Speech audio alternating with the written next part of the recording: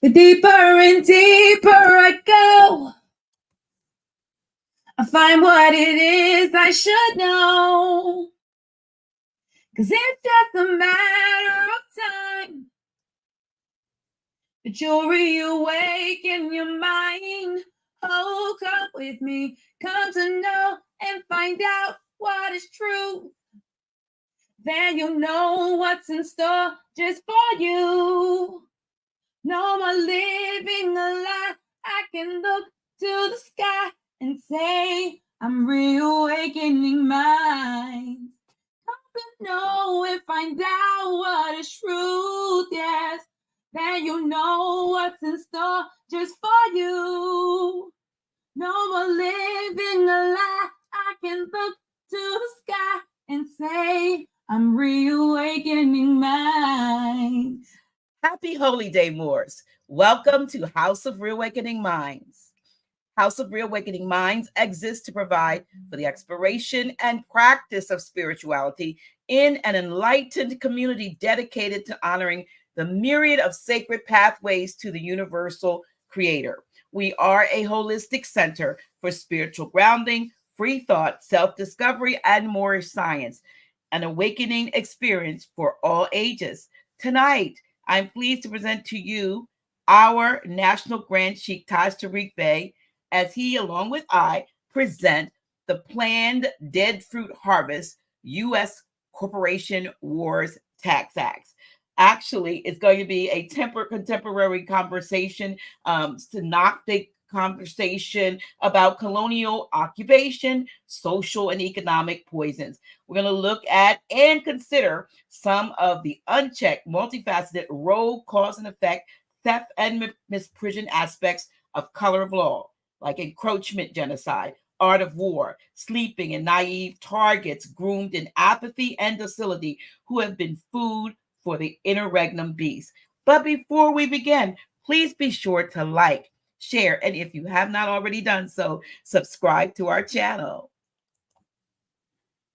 Islam, Dr. G. Islam, Grand Sheik. Assalamu alaikum. Assalamu alaikum. Alaikum assalam. Shalom. Shalom. Vadimakum. Vadimakum. Bonobot. Bonobot. Let's get some work done. Hey, y'all, we're glad to be here. You know, I think it's really apropos for us to continue. Oh, let me have a sip of your, life-saving watermelon. Seeded watermelon. Seeded watermelon juice. Mm-hmm. Mm. Share. Yeah, we love to give you that. Anyway, Dr. J, it's interesting how, things that we've been talking about for years here at the House of Reawakening Minds, and many of the inspirational statements that you've made that I recall when you'd be traveling in your conveyance and used to share your come with it thoughts. Riding with Dr. G. Kind of missed them too. Oh, wow. Yeah. Well, you know what happened? Well, I actually got a new conveyance, and when they were making these new, I used to be able to connect my phone holder to the earlier one, but the way they did the new ones, wasn't able to connect one, and it wouldn't fit over the visor thing, and it wouldn't fit this way. So, is that why? Yeah, so I didn't have any way to hold it. We got to get through an updated whatever to fix that, because I kind of missed that. Because a lot of times that's really how divine thoughts come to you. Extemporaneously. They come to you when it's time. Right. That's why it's interesting how when you really think about it, just like, because you're a poet too, and I'm a poet. Mm-hmm. It's sort of like taking notes when they come to you, or you lose them. Not that you lose them, but you don't get the same energy. Absolutely. But when they come to you, always keep a pad next to your bed, or carry one with you, and do your notes, because that's when the purest of the thoughts come to you. Mm-hmm. Even though you may edit them, because you usually get them in energy packages. Mm-hmm. But basically, that's the best time to write. Wow. Well, and so the real deal is be prepared to write therefore you get the best from. But again, I miss, riding with Dr. G. I really do. And I know a lot of people do. But anyway, let's do what we do. First, another sip. Yes. Well, seeded watermelon, pure seeded watermelon juice. I made about 2 gallons yesterday. This is really worthy, ain't it? It's wonderful. It's really not watered down or anything. Yeah, I mean, it was a sweet watermelon. And it's nothing like it in flavor. Let me turn this thing down. The world's trying to catch us as usual. Well, Islam, just for me, because it's Brother Lamont. Live, Brother Lamont. We're live. We're doing the show. So just letting you know. We're live. We're live. So I'll get back with you. Okay. Lamont. Yeah. How's it going?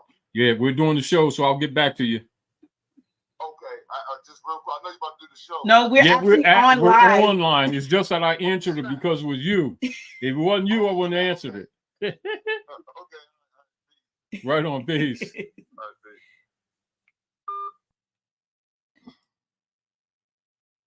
Okay, let me read some of these.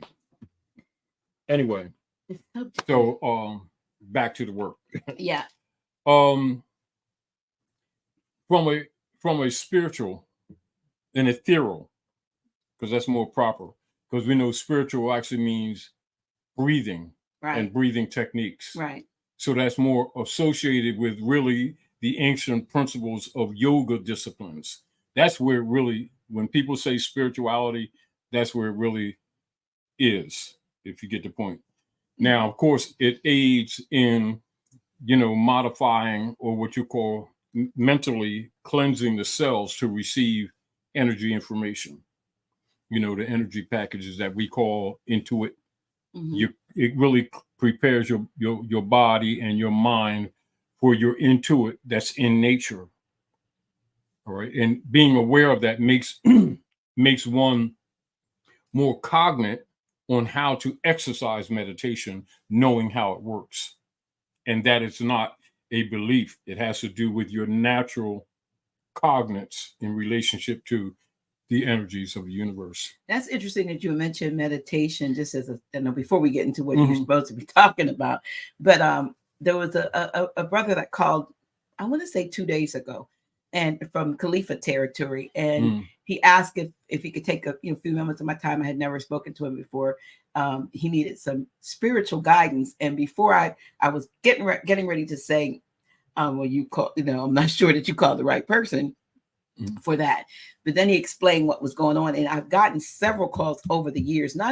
He's the first one I want to say this year, but over the years I used to get calls all the time from brothers and sisters who were dealing with sort of frequency or invasions of their thoughts, with all kinds of frequencies or words that were actually counterintuitive and counterproductive and maybe destructive, and which is what this brother was dealing with. And so I allowed myself to intuit what he needed. From if he called me and I said, this came, that energy. Well, if he called me out of the blue and he was led, then whatever led him must know they would give me what I needed to give him. And so your energy connected, and that's where your natural psychic comes in. Continue. Yeah, so I was able to share with him some things, and at the end of the conversation, he was a lot more.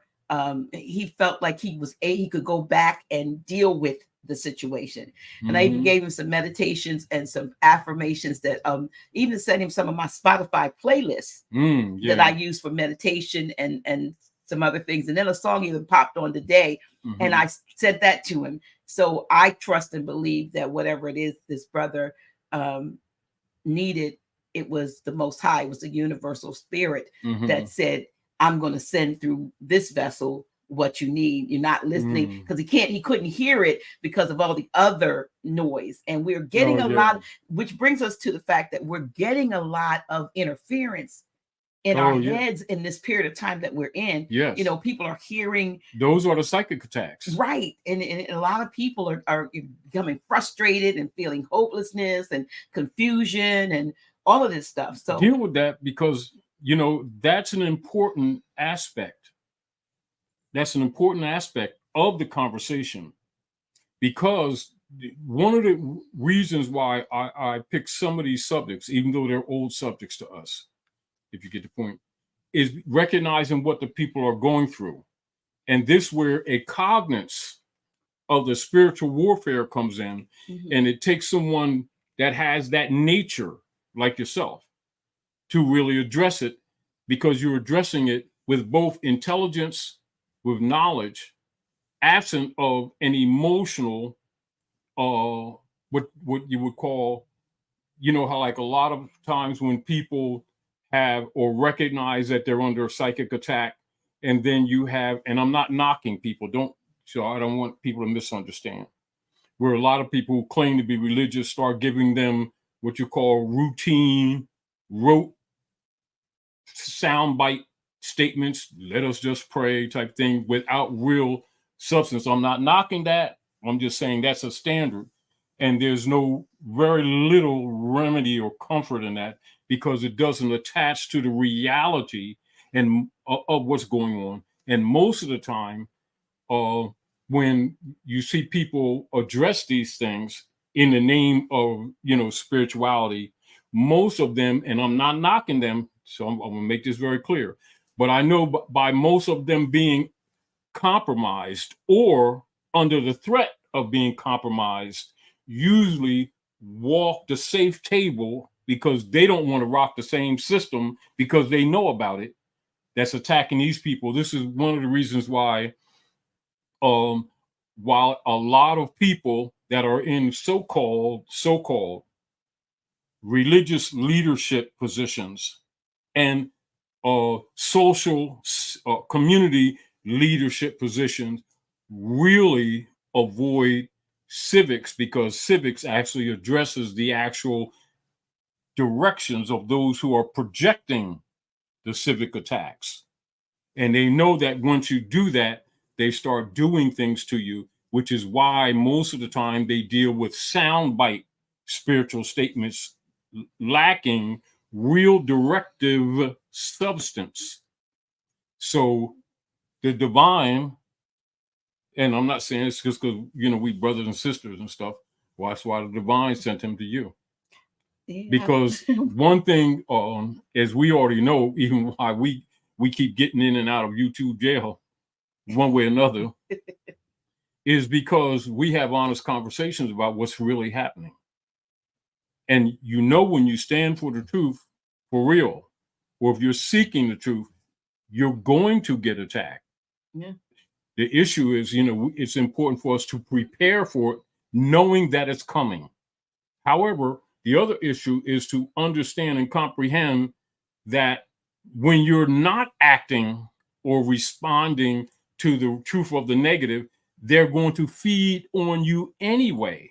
You know, this is back to where over the years I've always said, you know, where a lot of people in private conversations would say, well, yeah, well, we can have these conversations privately, but if we, you know, we go on, you know, in the public social network and talk these things, they're going to attack you, demonetize you, and do things to you, blah, blah, blah, blah. We blah. already demonetized. Yeah, that's the whole, which is why we're in this situation. Before it even became a thing in the verbiage of the social media, it was always a thing, because the economic social genocide attacks has been what is called the so-called quote unquote Black, Negro, Indian, indigenous peoples paradigm. And most of our culture has been what groomed around artful methods of complaining about the treatment. And the cover-up has usually been misunderstandings. We didn't vote for the right party, and racism. These were the covers. And then we perfected the beauty, the emotional beauty of how beautifully we can march, and how beautifully we can pray, and how beautifully we can turn to each other and say, let us pray, while sacrificing the next generation. And that's pretty much been the culture.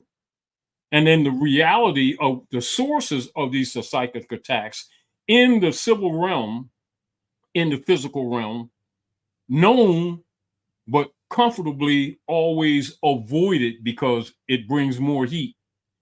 And then a lot of people, and this is over the years, like when sometimes you would have certain conversations, just like you used to have in riding with Dr. G, conversation with Dr. G while you're traveling, while people would have private conversations, but they wouldn't be public with them. And they would seek for people who have the courage to speak, to do their battles for them, which in the nature of things, unfortunately, it doesn't work because nature requires every man, every woman, every child to confess their own. But that confession is the truth when you're being first true to yourself. That's what that really means. For if you're not true to yourself, you can't be true to that which is outside yourself. And when you, when you give yourself that mirror, sometimes uncomfortable because people begin to recognize, like we groom this habit of saying, oh, I love Yahweh. Oh, I love Allah. Oh, I love Privateering. Oh, I love God. Oh, I love Jesus. I love Muhammad. And they pour this out.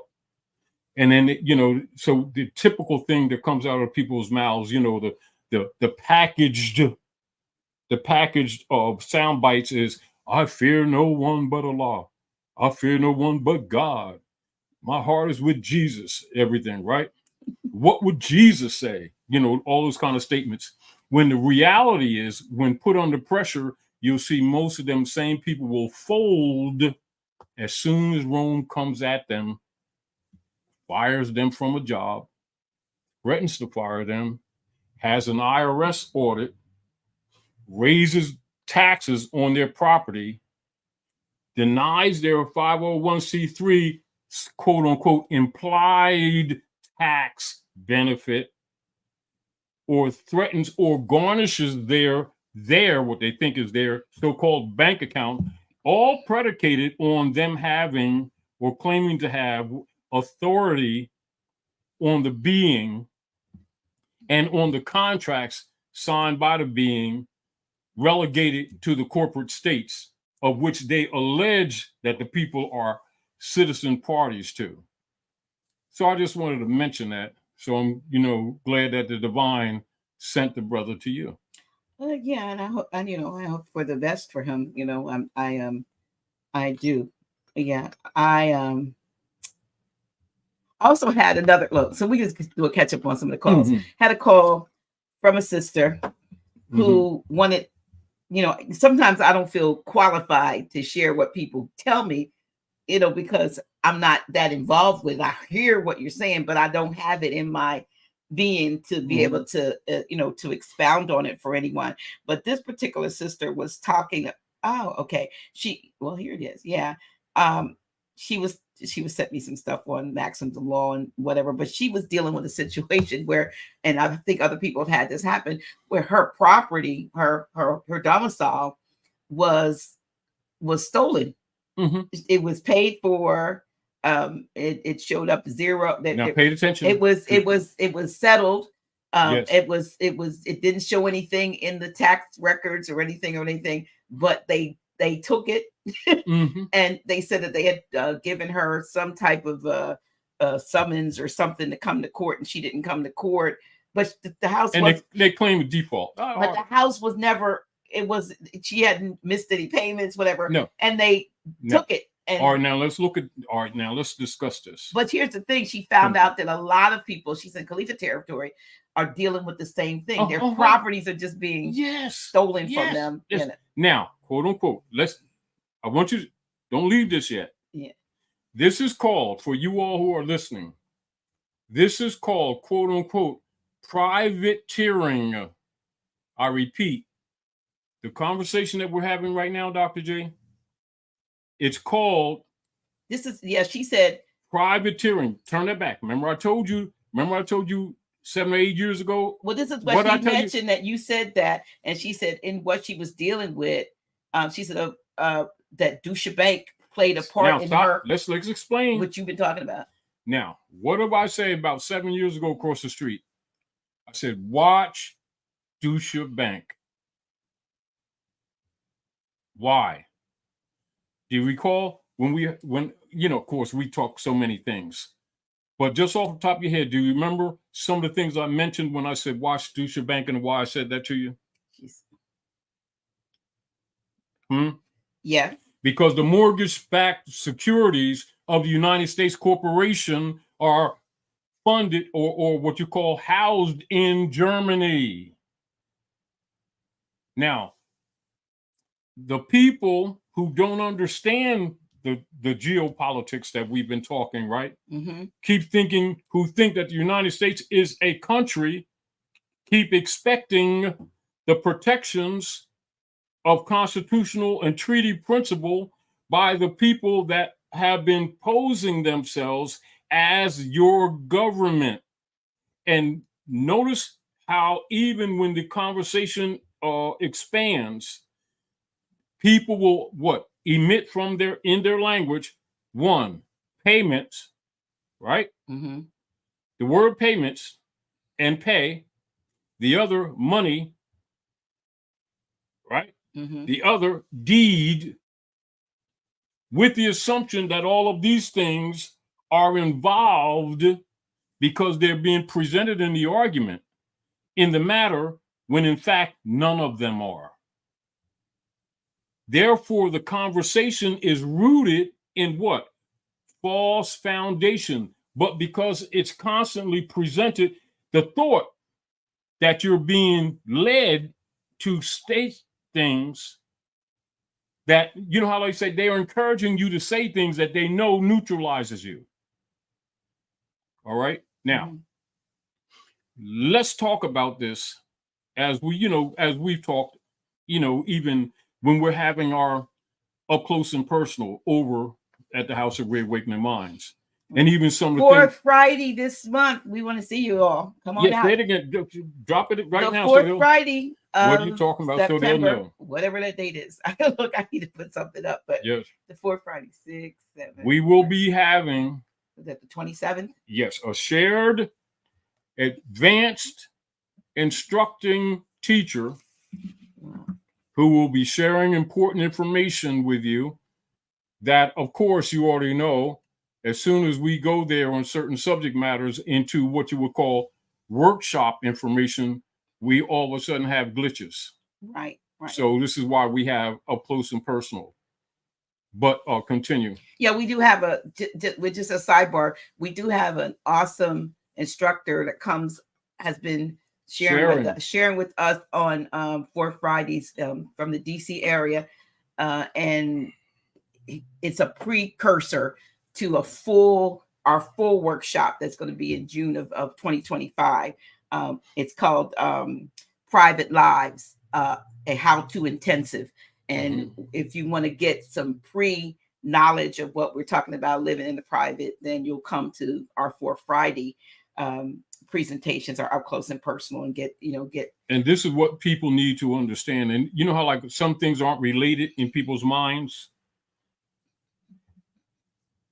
Privatizing or reclaiming of your right of estate is in fact in process nationalization, even though nationalization is not mentioned as a word. But that's to remind you, Dr. G, how most people really don't understand nationality. I mean, there's a lot. They think it's just a word, right? And this is because, and they think it's specific to this. When we're finding out. Yesterday, I looked at a Rumble video. Dr. Kia Pruitt had mentioned this particular, I think they're called like redneck something, but just don't let the name of the site fool you. They're telling a lot of truth. But they had a guy on there who was the president of the, I don't know what happened there, of the Republic, right? Of the New Republic. He was started in Florida, but he couldn't get a lot. I don't know when this was, in the 90s or whatever it was.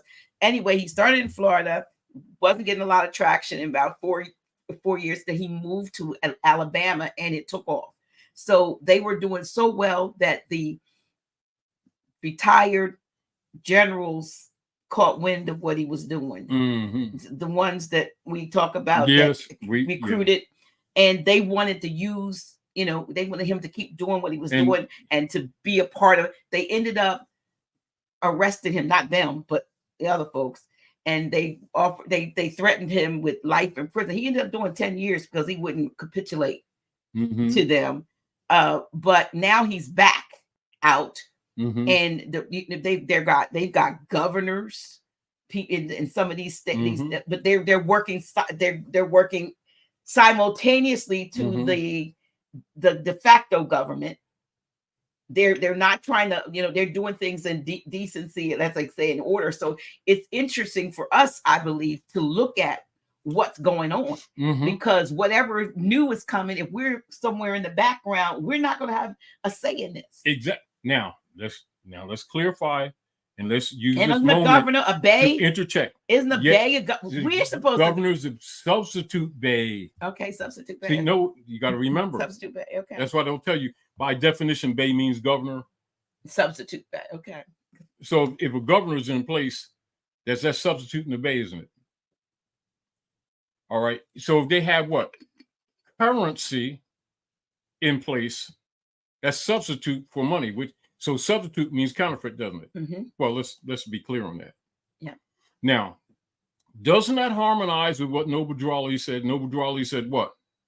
I'm going to make the European tell you the truth. The more and more you study his works, the more you recognize why he's called prophet, Noble Drawley. Interesting, isn't it? Yeah. And what self-evident, isn't it? That's for those who were told to the contrary. His work has proved it. Now, but the deal of it is in relationship to the sister. Get back to the sister. Well, she said like all of these. Yeah, she's been. Just pick up anything that she said and let's go with it. The bottom line is that she was mentioning that Deutsche Bank has played all right, now, a major. Hold on. Okay. Parties. Deutsche Bank. So write that down and do your research on Deutsche Bank. That's number one.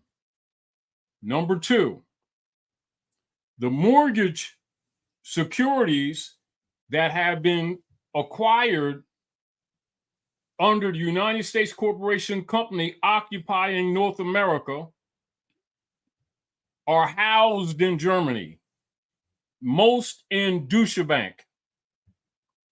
So Deutsche Bank's a party in a foreign jurisdiction to the land here, but not foreign to the United States Corporation Company. This is what people need to understand. More and more, when you comprehend what's happening, Dr. G, you'll comprehend why over the years you see me always arguing the issue of people comprehending jurisdiction. Jurisdiction does not mean always geographical in the concept that the people think that jurisdiction is. And so, because the masses aren't taught civics, when they discover that politicians be moving around the world without passports, it confuses some of them because we've been groomed with the psychology of political, quote unquote, international jurisdictions that have been posed on people, the natural people, and quote unquote so-called citizens, but the so-called politicians and the corporate heads of the corporations, subdivisionals of the United States Corporation Company have not been subject to those same rules. When they discover that, it becomes confusing because their concept of jurisdiction. So it also goes to the right of property. So what is occurring with the sister relative to Deutsche Bank? So Deutsche Bank is carrying the dead pledge. The dead pledges were created to fund the United States Corporation Company and housed in one of their jurisdictions, because the people keep thinking or forgetting that we've been colonized. So their concept of territorial jurisdiction is mixed with expectations. So while the subject matter is the issue of the alleged property, the issue with Deutsche Bank, which is a party, was read and overlooked, went right past it. This is why we do what we do, Dr. G. We're trying to and encouraging people to start paying attention to details. Whenever there's controversy, always identify the parties, then continue with the conversation. This is why over the years, I've always said one of the great dangers with our people that we've been suffering is that the alleged leadership, most of them who have been assigned by the corporation as so-called Black leaders, right? The people didn't vote them, they were assigned. True. Right? And then they use their publications to call these people so-called Black leaders or indigenous Indian leader guys. But upon examination, you will notice that most of the time their conversation will be relative to our so-called mistreatments, misnaming, and misrepresentations. But you notice that they always avoid treaty enforcement while claiming to be people of the land. Because that's where you're supposed to argue your party position. Abandoning that, right, makes you subject to whatever narrative they present. So the narrative they've presented is an alleged summons, not in her hand, right? Not in her hand, not in her knowledge, and in the same instance, not constitutionally grounded. See, now that's an invitation. That's not a command. See, because for a command, it would have to be a Fourth Amendment warrant by a constitutionally affirmed, for the record, judge known as Article 3. Right? Now, so now you have a party, Deutsche Bank, who's holding the dead pledge, and probably without research or without paying attention, it never dawned in her mind that Deutsche Bank representatives of Germany are making claim or have a standing claim. Well, this is interesting, and I may be jumping around, but what she discovered, she said that, she still had the key to the box, the mailbox. Somebody else allegedly, she was out of town, as you come back and somebody has purchased your home, and then I don't know how they got actually evicted out of their home, but somebody else is in their home and they've been fighting, trying to file a case, of theft and so forth. And it seems like there's no. So now the jurisdiction now. But wait a minute. So they found out the key still works to the mailbox, and they got a packet of information out to the alleged new owners, but they got it because it was in their mailbox. And it seemed like I believe if I'm, and I hope maybe she's listening, but that allegedly there was a check in there for over 6,000 notes from the title company to the new people. Like they were paying, the people still owned allegedly their old where they lived to be domiciled before, but they took over this like they put the property in these people's name and then paid them to do it. So they found paperwork. So there's some kind of coercion or some kind of. Now, continue to talk, but pay attention to where this is leading, Dr. J.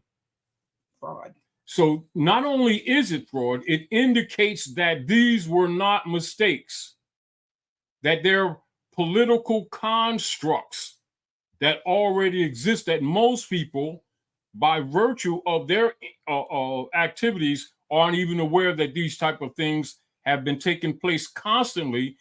And if she had not had the key, she wouldn't even been aware True. that this is a standard. She may not have enough information right now to recognize that it's a standard, but it is the standard. But it's an expose at the same time. So, the other thing is that these people, they have these companies now that say, oh, you need to have title. They're called third-party interlopers. Title lock in program, because people can go in and just take your property and sign it over, with a quick claim or something. Isn't quick claim now? Doesn't that go right back to what? A jurisdictional claim? Right. Now write this down. Jurisdictional claim, holder in due course claim, territorial, constitutional, territorial authority claim. This goes back to the principle that we've always been teaching of people about what a quo warranto is. Just write that down, because it's not the discussion right now, but that's important. Now, let's go back to what we've been discussing here, Dr. J, and why when you send the people the flash drive, one thing that I'll mention is for them to read the letter Traficant's and a synopsis of his speech on the floor of the House of Representatives, and you already know they neutralized him. Mm-hmm. Although on the record they say that he had a convenient or an inconvenient accident or an extremely circumstantial accident on his farm with his tractor turning upside down on him. Tractors don't turn upside down on flat earth, but you already know the deal. Now, and the reason why we always tell people to look at these things is so, number one, it helps them, if they pay attention, to consciously start changing their language in their arguments, in their counterclaims. Now, what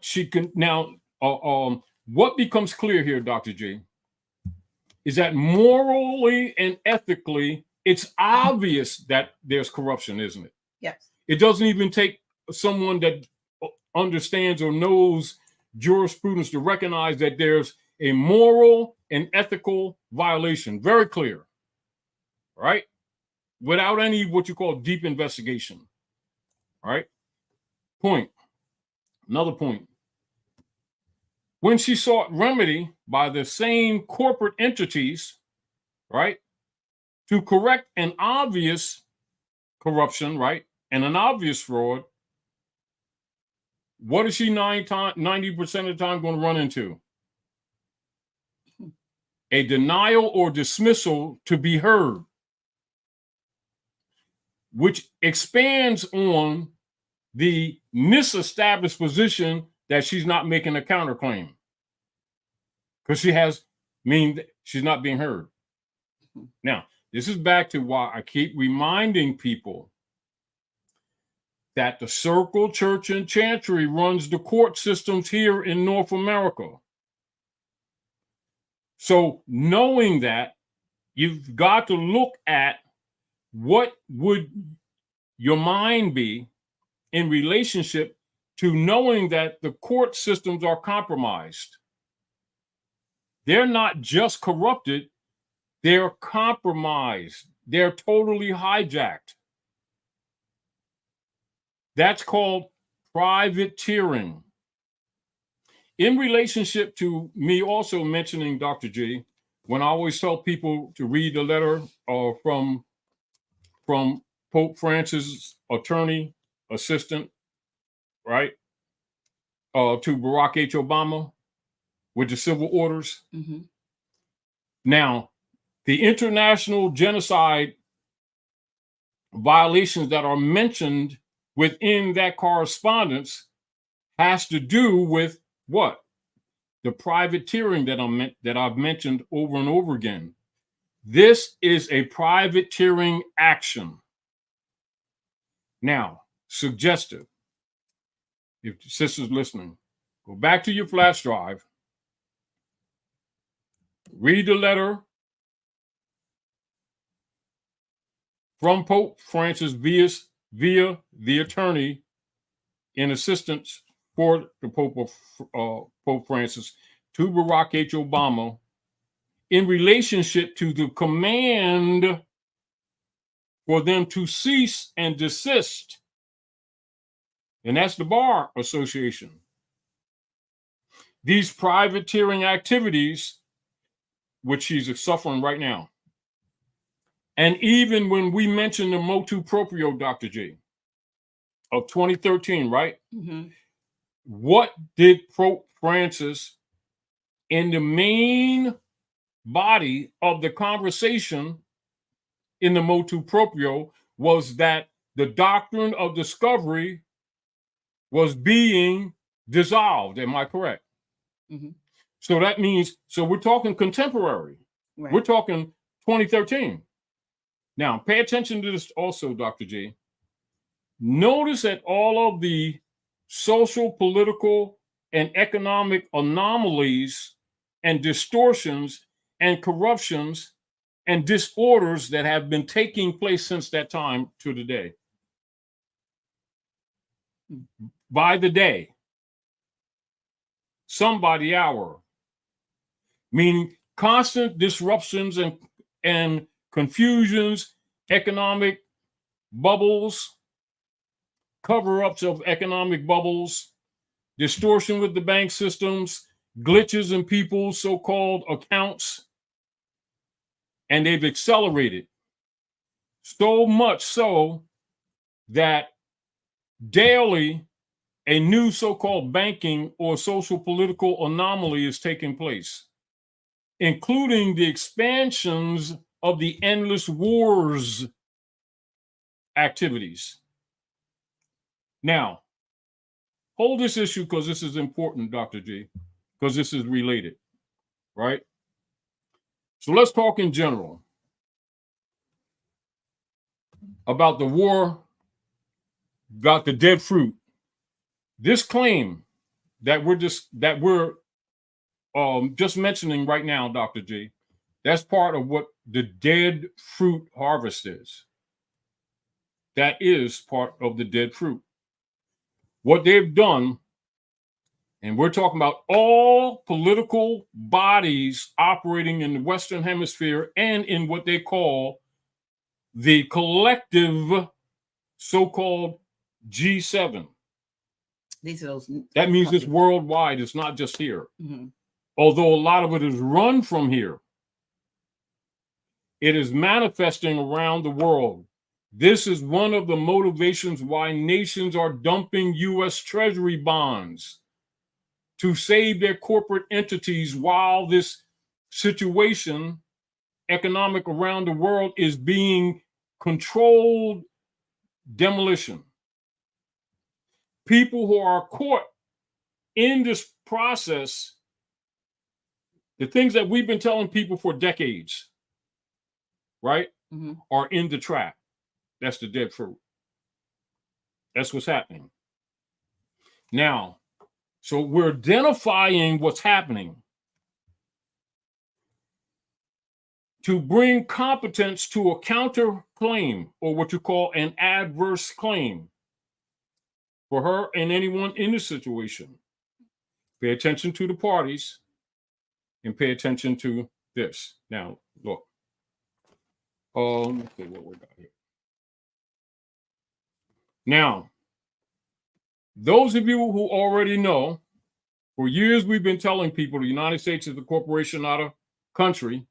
You got to get out of that mentality that you're dealing with a country. You're dealing with organized criminal operatives who have been feigning or fronting as a country, particularly since February the 2nd, 1871 via their publicized but active prior to, but their publicized Organic Act of Congress, 1871, which is why when you're looking at on the flash drive, the letter by the attorney on behalf of the Pope of Rome to the corporate employee duly named Barack H. Obama, operative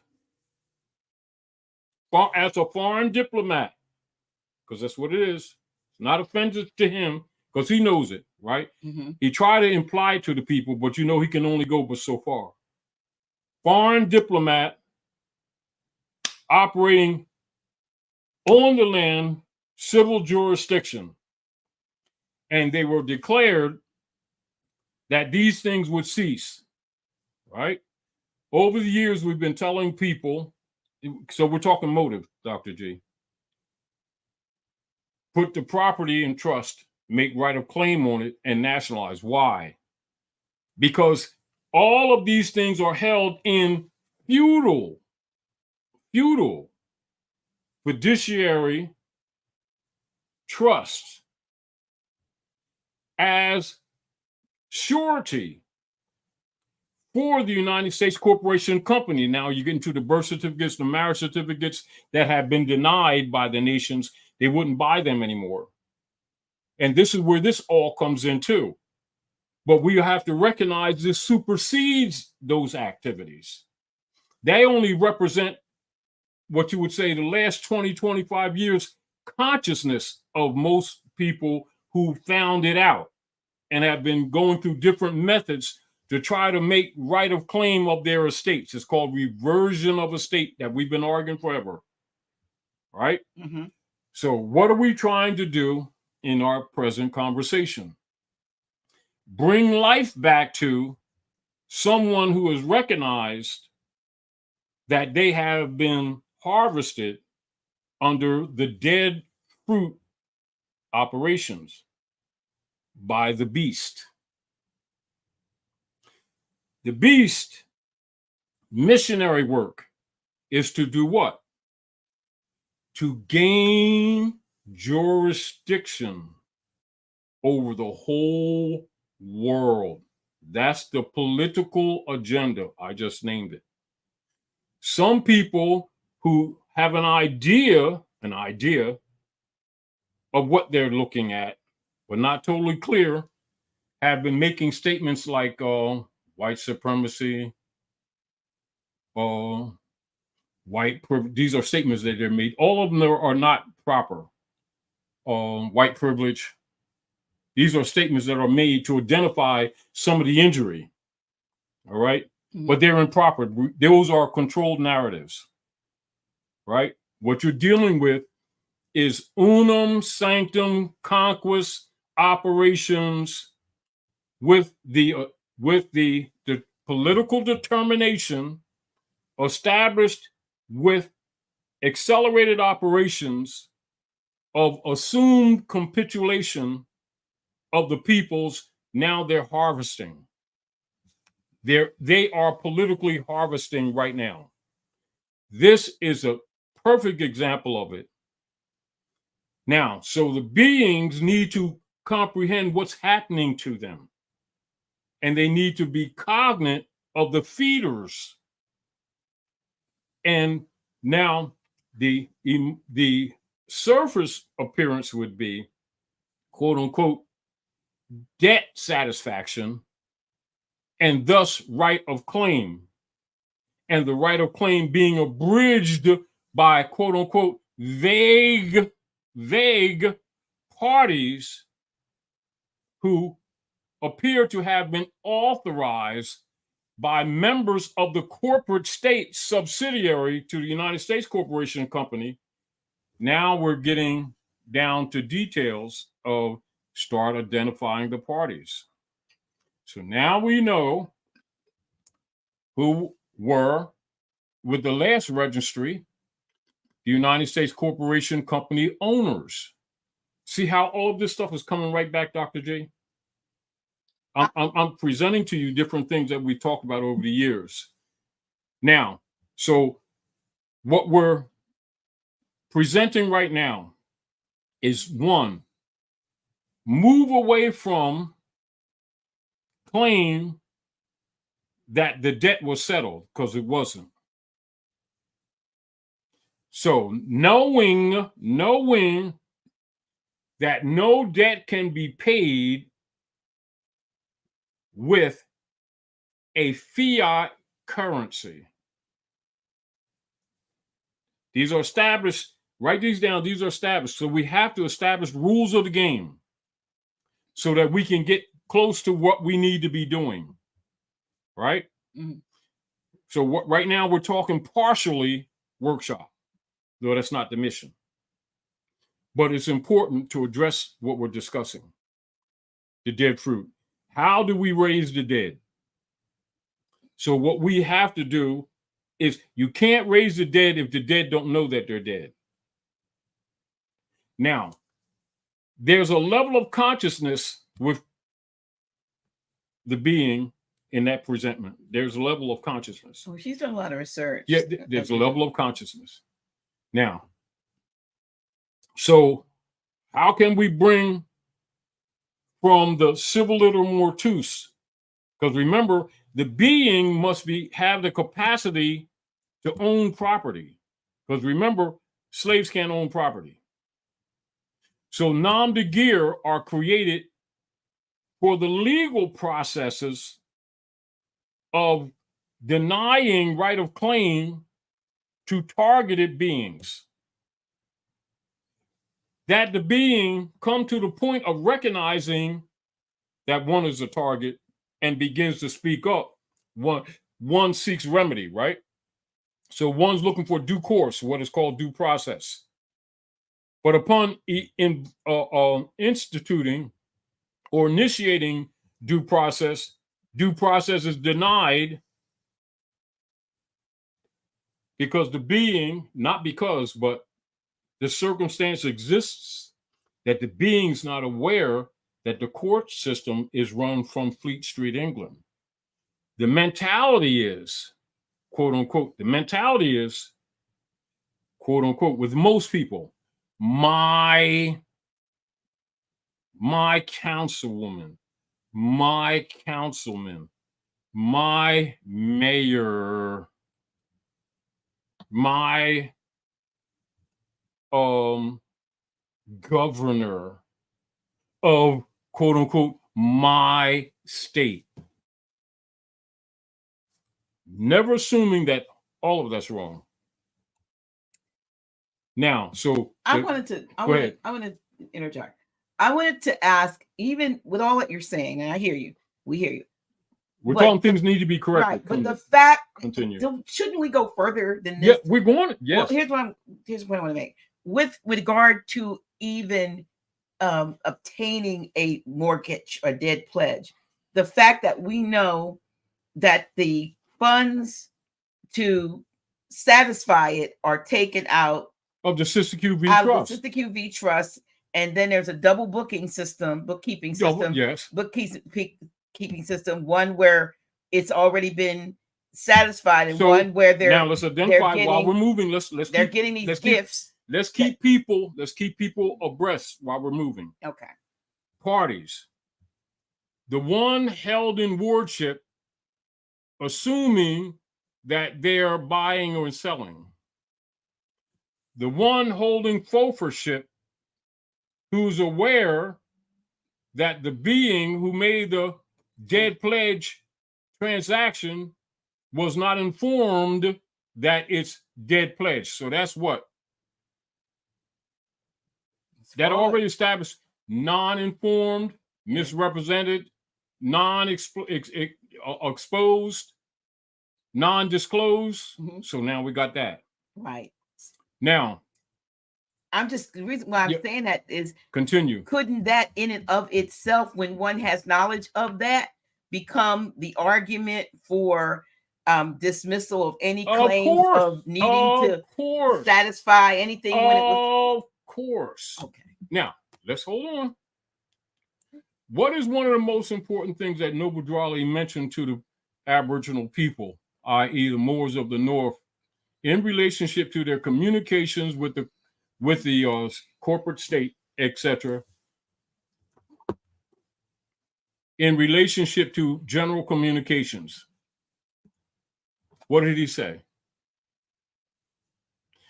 Matter of fact, so that I don't misquote, keep talking, I'm going to get his literature, and I will restate what he stated, but continue. Well, you're talking. No, I'm basically asking, instead of going through all of the this, the that, and the other, why couldn't we look at the fact that it was already satisfied at the closing table?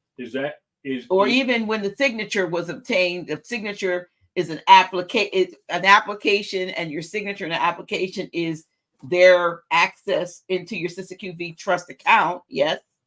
Dude, how many people know that exists? They don't. Don't. Well, keep on but going. As we tell them, then how do they go about using that? Keep on going. Keep on talking. As a method of, as you say, when you talk about reversion of estate, it should occur immediately after the closing, not waiting until something happens. I know I've heard you say that on more than one occasion. When the shit hits but the does fan, that reversion of estate say to? This goes for a lot of other people.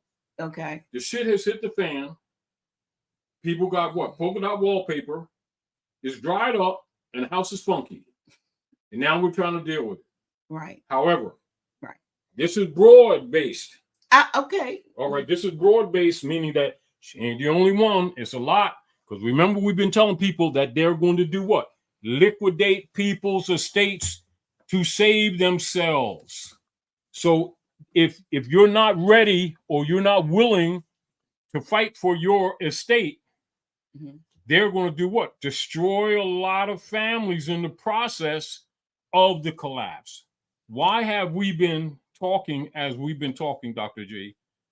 Even contrary, or how do you say, swimming in the doo-doo of a lot of paid trolls who didn't want this information out or don't want the people to fight. They want to keep them in apathy, right? So what happens with most people when they begin to fight, they're using the wrong words that actually create the jurisdiction that they're trying to get out of, not understanding that this so-called education given to them was designed with forethought to cause them to be denied due process. Not only misclassification, right? But denial of due process, but both by virtue of being declared, quote unquote, U.S. citizens, quote unquote, and wards of the corporate state, subsidiary franchisees of the United States Corporation Company, feigned falsely as, quote unquote, a country and, quote unquote, your government. And in any instance that is affirmed by yourself in an alleged counterclaim would make oneself incompetent. Now, and it's back to what have we always said, Dr. G? The issue of heritability. So now let's go to Noble Drawley's statement to the people that's related to right now. This is from Noble Drawley, Prophet Noble Drawley. The greatest weapon in the hands of our group today in America is our press. The truth will never be told about a disadvantaged minority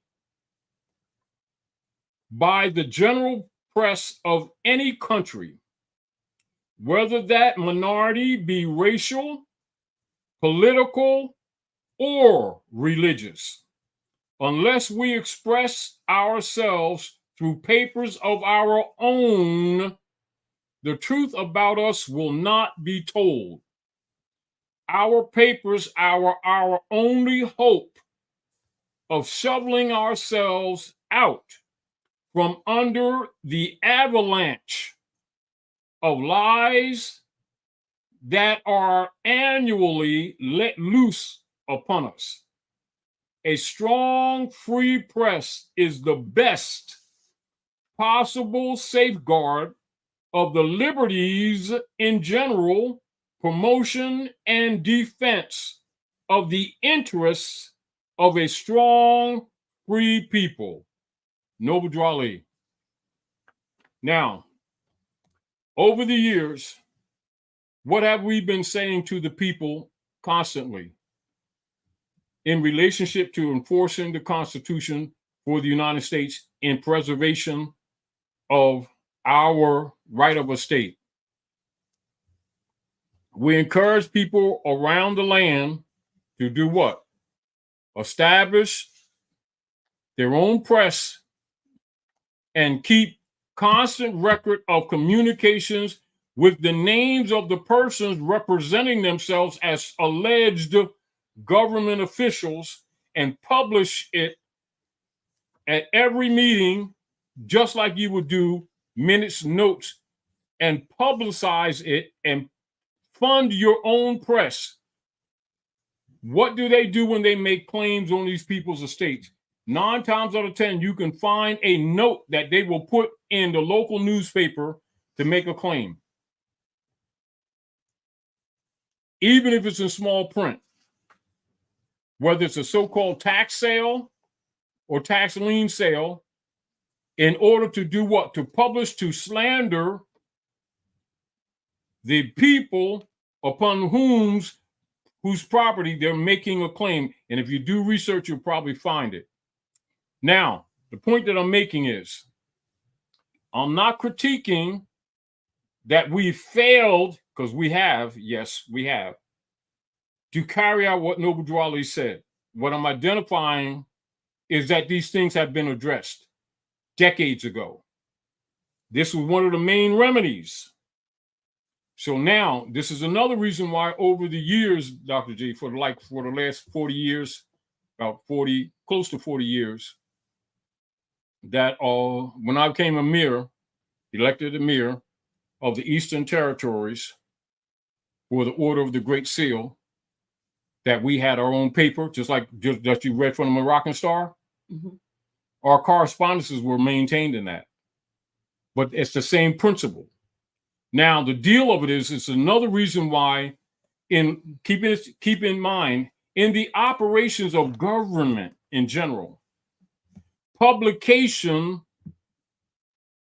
pretty much makes the law, even though people don't understand that. That's why they don't teach civics. It's another reason why we always tell people, put it to the pen, keep notes, don't go on emotional arguments. The protocols become obvious. Now, this is the point. I want to read this to you first, back to our conversation in these last few sessions here at the House of Reawakening Minds, in order to help reawaken the minds of the listeners here at the House of Reawakening Minds, right?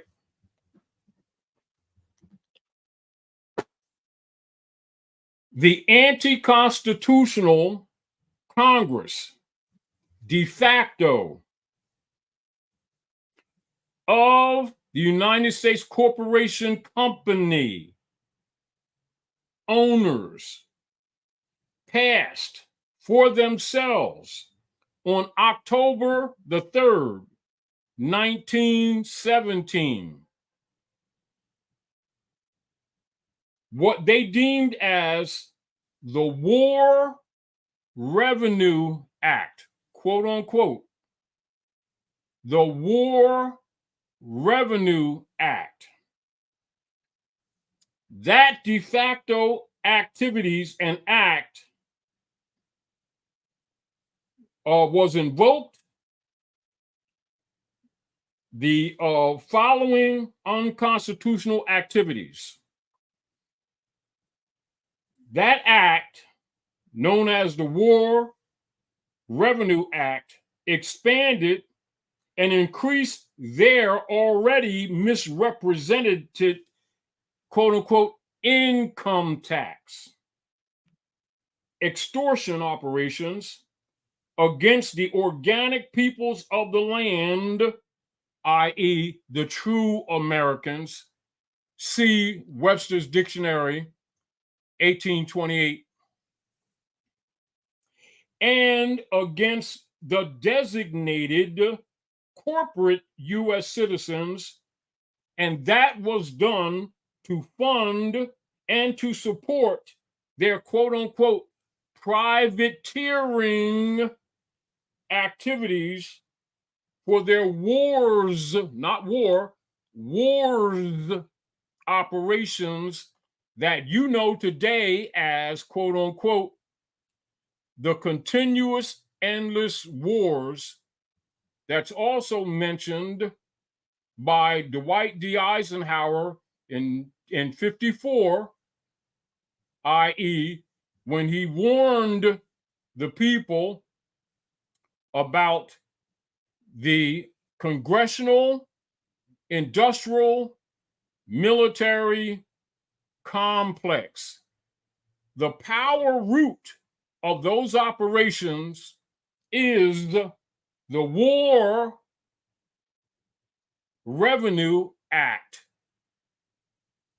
de facto anti-constitutional, that was implied to be temporary, that end up being permanent, and then attached to their inquisition operations known as the IRS, and is really an extortion operations, and also designed to misrepresent the people, the natural people, as foreign corporate entities to justify the tax, then using the revenue tax to set up three-letter agencies that are designed to actually war against the people, to maintain and to increase, known as a graduated tax on the people, anti-constitutionally, that we're talking about right now in this claim of a state, and the mortgages being held as sureties to fund the United States corporation company owners, and laying in the vaults of Deutsche Bank in Germany that I told you about 7 or 8 years ago, which is why, pardon me, I said, Dr. G, watch Deutsche Bank, because I already knew it would eventually start coming out. But the people have to start suffering before they pay attention to what we've been telling them. And that's not a criticism. I'm not saying I told you so. I'm just telling you why I say certain things that people disagree with me about. So now let's talk about what can we do? Knowing that it's a fraud, right? Right? So that means all of these so-called leaders who've been having our people marching and praying about rights in our own land, why haven't they gotten the people together to do a what? International suit on a known fraud? Now, I want to expand on this, Dr. G, because a lot of Europeans, middle-class Europeans whose class is being dissolved right now, will give you more information on what I've been telling you all for over 40 years. And it will be this, quote unquote, do research on the local tax assessment offices, quote unquote. Do research on the local, they're not yours, don't call them yours, the local corporate tax assessment offices. And this is what you're going to find, that all these private properties have been deliberately over-assessed for the purposes of not increasing the value of quote unquote, the property that you are held as tenant in under the guise that you were the property owner, misrepresentation, in order for the corporate cities operatives and the members of the Circle Church and Chancery, known to you as the Bar Association, and the attorneys, to practice their privateering under legal process, but not lawful process. That's the privateering mentioned in the genocide claims in that letter. Also in the commentary from the Pope Francis of promising to end the doctrine of discovery. So this is what they've been doing, Dr. G. They've been assessing people's alleged private property as corporate entities under the Wars Revenue Act in order to raise the assessment on the houses in order to tax them in what is called accelerated encroachment and expanded taxation, which guarantees that the corporate state, via their city municipalities, would eventually tax you out of the property as your work life decreased, which is a guarantee. And then sell it to third-party members of the Bar Association in their privateering operations, which includes all the politicians, and then the corporate operatives of the third-party interlopers via the tax assessment office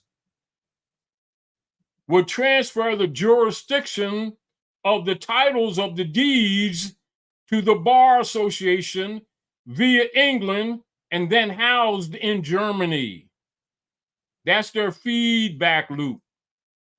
Then they would do the kickbacks to the politicians here and also fund the corporations to do their commercial property so-called loans, and they would all be backed by mortgage securities, mostly held at Deutsche Bank.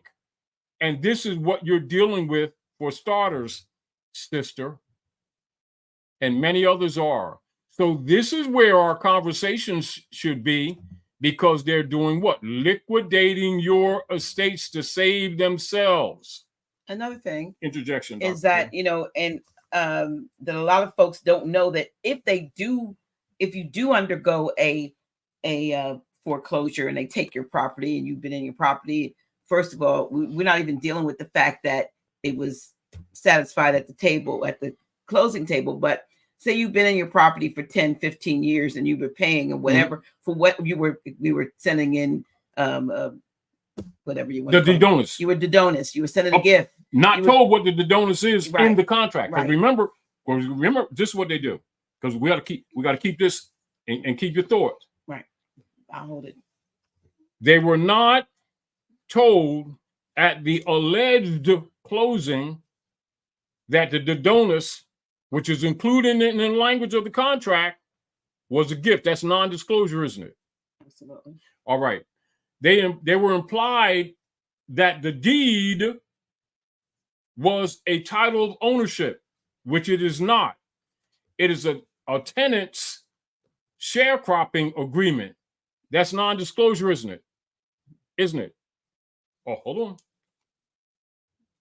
They were not told that the property tax that was imposed on that lot and alleged property is a secondary third-party agreement made with the municipality in collusion with the so-called realtors who have a subdivisional paid, or what you call compensated license agreement, to defraud these people thinking that they're buying a property and not disclosing that mortgage means dead pledge, which means a contract was a fraud from the beginning because the being was told that he or she was buying a property, while knowingly,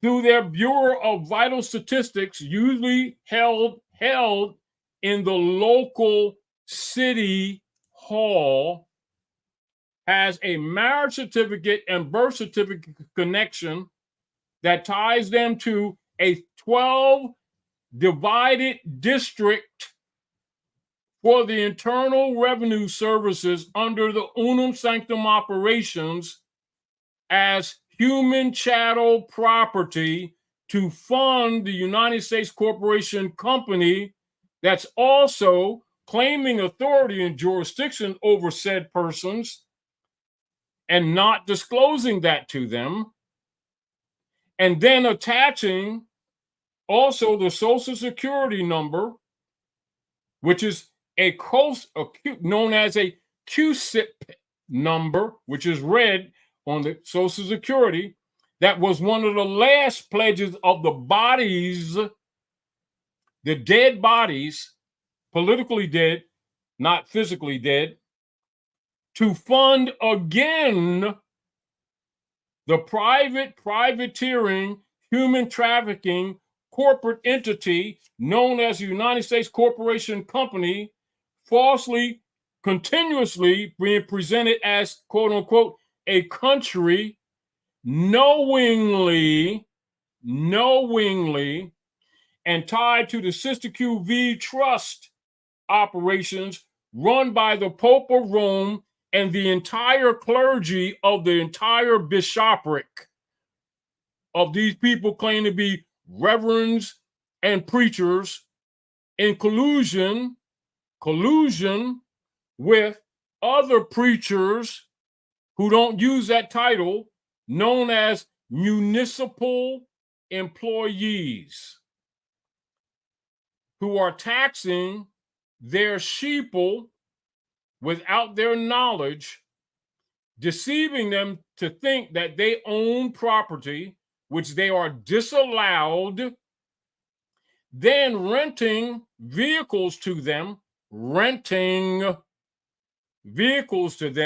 which are registered to the Pope of Rome via the United States Corporation Company, via the local municipalities, via their governors who are substitute bays, i.e., through their private corporate states, which is why all the vehicles that they travel to, quote unquote, their jobs in, which is why they're given those or rented those vehicles, and it will be registered to them, not to you, because you don't own that either. Then they put taxes on your usages of their property that they've been representing to you, that alleging you own, in order to go to the plantation to work for them. And when you show any inclination of self-benefit, they will do what they call layoff or fire you to bring you back under control, and that's what you're actually dealing with. So it's not just limited to the alleged house properties, also limited, also including the carriage that's falsely, and that's affirmatively, falsely, also misrepresented as a motor vehicle when it has no motor. It has an engine, and an engine is not a motor. That's another falsehood.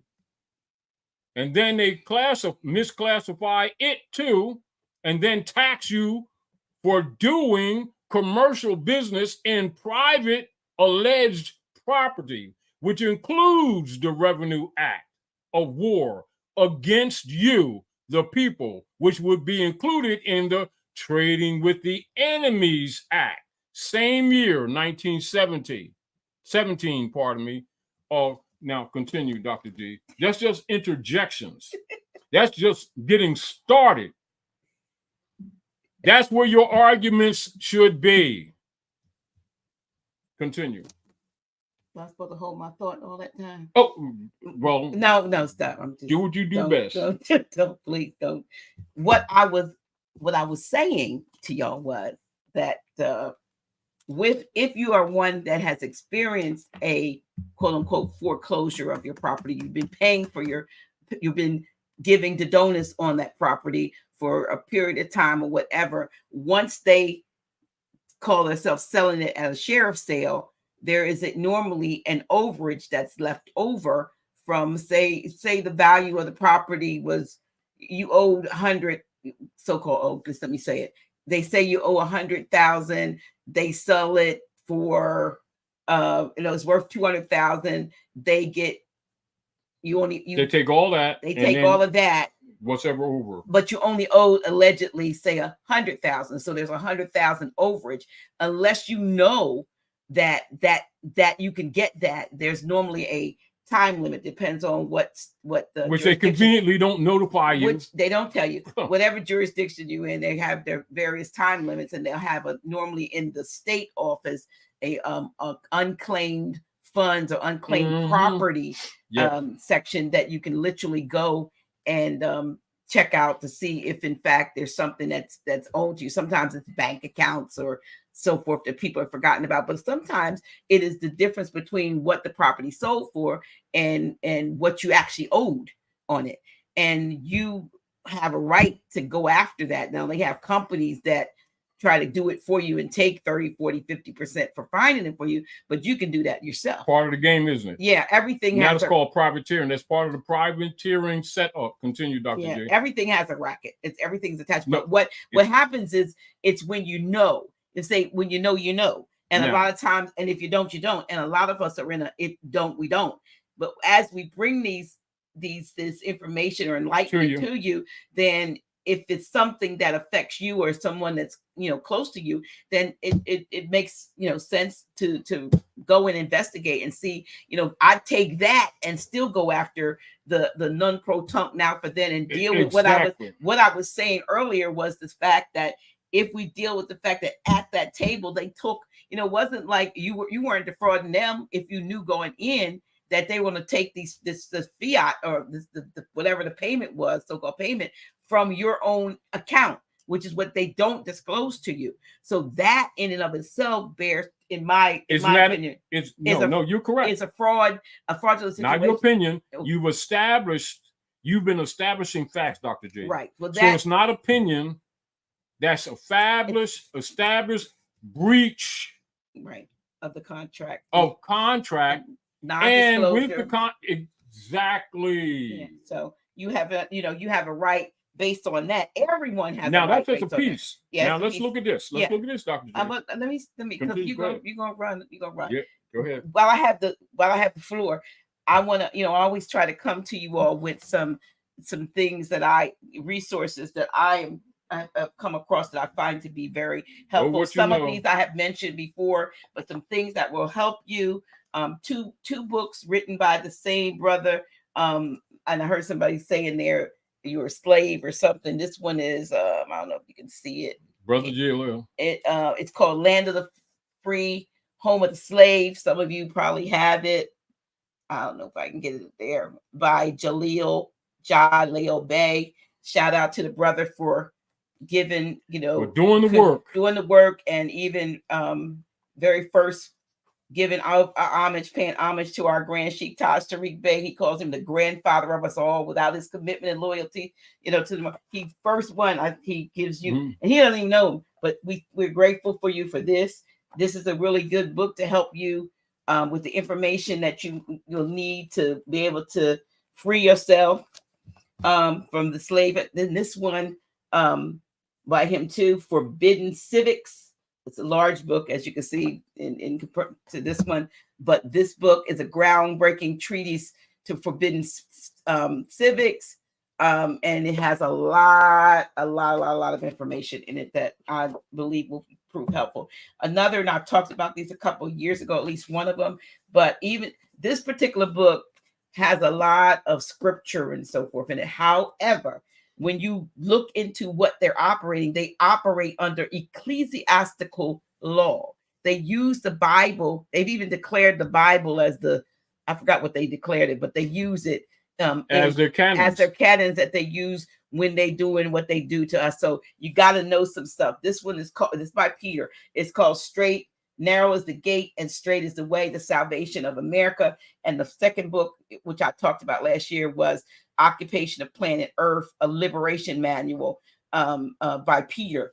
They're both available on Amazon. Of course, every time we come on, I tell you about Be the One to Execute Your Trust by David Robinson. And we, of course, this book, the 1917 War Tax Guide, the federal laws covering the income tax, stamp tax, profit tax, business tax, yada, yada, yada. This is some of what you were alluding to with what happened in 1917.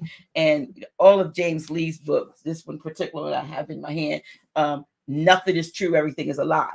That is, these are just some of the books that I'm recommending to give you some more fuel and information. And for you to recommend to your so-called leaders and civic and community leaders and reverends who always bring you all together to complain and to vote or not to vote and arguing. This is the things that they should be telling you about. This is where your energy needs to be directed. This one, shout out to Sister Shafe for, let me know about this one. It's by the Secret History of the Jesuits. If you want to go back into the history and find out who's at the top of the food chain and who's been doing what they've been doing. This one, it's a historical book, but it's very eye-opening. And what is their military arm? It's known as the what? Congressional Industrial Military Complex. Yeah. That's been funded mainly with the War Revenue Tax Act of 1917, October the 3rd. Yeah. So we're giving you research directives so that we can expand on these conversations and not be talking over your head. And thank you, Dr. G, for always making the effort to give people reference information so they don't think that we're the only ones that know this stuff or think that we're trying to change their quote unquote religion. Right. Because actually religion has been used as a weapon against it's always been a weapon. It's weaponized. I always say, you go back and where did it start, and you find, my little analogy was give everybody a piece of cloth and say you're in, Christian. Say hallelujah to you. Well, no, a Christian, a so-called Jew, and a so-called Muslim. Give them a piece of cloth and say, this is cut out of the fabric of where your religion began. And if they go on this quest and they find their piece and they put it down there, and then they all get up and stand up and they find out they're standing on the same piece of cloth. Yes. Right. So it was all, conveniently create. Oh, well, then we just need to add this to that. What becomes obvious, just even as you're sharing with us right now, what really becomes obvious that most people keep overlooking is that the corruptions that they're actually dealing with feeds right back to the priesthood that have been telling them about Jesus, God, Allah, and Muhammad, who've really been feeding off of them and looking innocent. But not only that, and pretending to be separate from the other priesthood that as the politicians. But not only that, even there's a hierarchy, and they're not. These are the so-called human elements to it. But I just saw a movie, not a movie, but a series, and I binge watch when I find something. If I can look at it in 10 episodes, I might do it in a day. That's what happens when you're retired. But I looked at. Some of y'all have seen on Netflix, Chaos with a K, K-A-O-S. Look at that. I mean, it's billed as a dark comedy. It's not for children, definitely not for children. But just to see the depiction, if you will, of the so-called gods, and how the gods, need to be worshipped, and if they're not worshipped, how they create, the chaos on earth, and the division and the whatever, in a modern contemporary sense. It's actually and they would have rulers doing their bidding. That's the same it's thing. A hierarchy. It's a hierarchy, and that's the same. Look at it. Look at chaos. It's dark, but it's telling. And just why, like the dark crystal is like the interject. Why the K instead of a hard C? I don't know. Or just think. K. Think. Operating here. Even with the Tax Act, Philadelphia, Pennsylvania Convention, 1854, Knights of Columbus and Kaiklos, Ku Klux Klan, KKK. You need to understand all of these things are connected, and why the Asiatic, true Americans, who are the copper complexion people, who have been misguided into thinking that they were brought here on a good ship Jesus in 55, lie, have been their main target. It's just that they expanded their operations on, quote unquote, what they designate as poor whites, as collateral damage, as the world has been waking up to them, and what? Dumping U.S. corporation company treasury bonds, which are the foundation of Wall Street funding. You got to, Dr. G, one of the things that we've been projecting, even in our conversations over the years here at the House of Reawakening Minds, here at one of your private offices, and also across the street at the main house, right? Is what?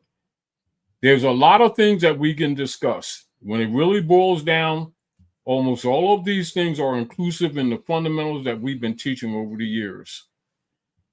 And while the people, many of them, been talking about the symptoms, we're dealing with the root, so that the people can do what? Use their reasoning mind to formulate remedy and to change their language so that they can interrupt the capacity for the misrepresenting fofers to keep declaring these people as incompetent state wards and continuously dissolving or reverting their estates, which is what the subject matter is, and then funding their war against you by your own labors through the voucher systems of the debt notes known as U.S. Federal Reserve notes, which is a bookkeeping system. Stop calling it money. How many times we keep telling people? Stop thinking that currency is money. Currency is the activities of the bookkeeping, not the bookkeeping itself. The activities involving the bookkeeping on the alleged debts of the private corporation operatives who keep converting their private problems and economics onto the natural organic people by virtue of claims of country jurisdiction operations, implied with the seats of constitutional powers not vested in them, that they themselves have been what? Subverting under the guise of authority, not vested in them. It's called birthright theft.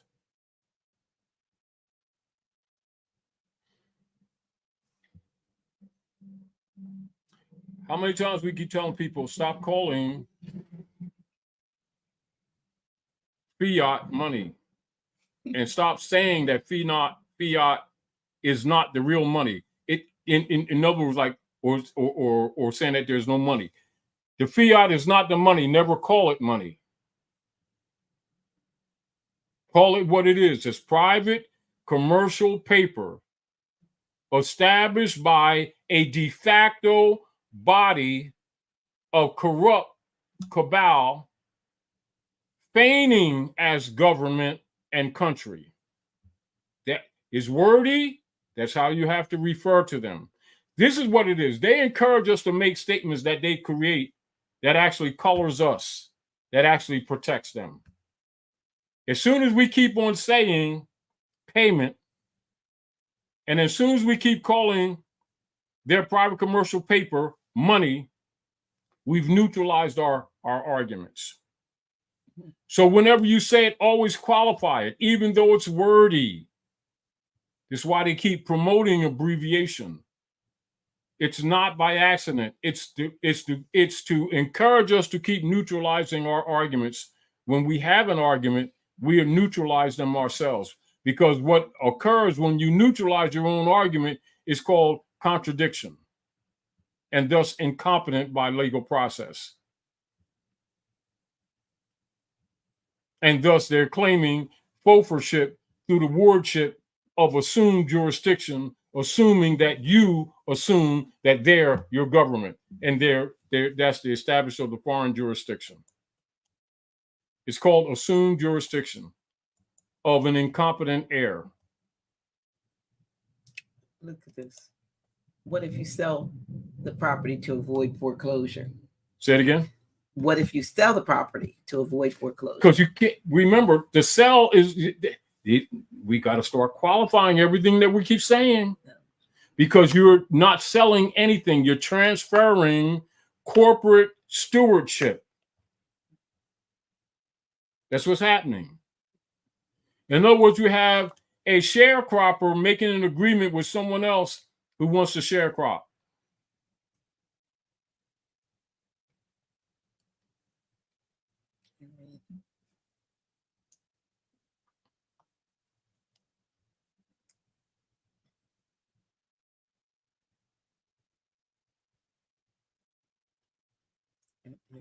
Now, in also in relationship to people who are claiming a political jurisdiction, right? Like i.e.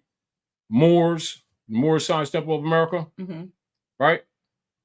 Therefore, their jurisdictions in their conversations with the corporate operatives would be Constitution and Treaty and Act 1 of the Moorish Holy Temple of Science. And the sheiks, the grand sheiks, assistant grand sheiks were put in power to make law and to enforce law, and it must be known by all the members. That's the venue. The same thing goes with people who say that they're chieftains of any indigenous peoples groups, i.e., there's your treaties. Same principle. Article 3, Section 2, diversity. Both of them, that's the same venue.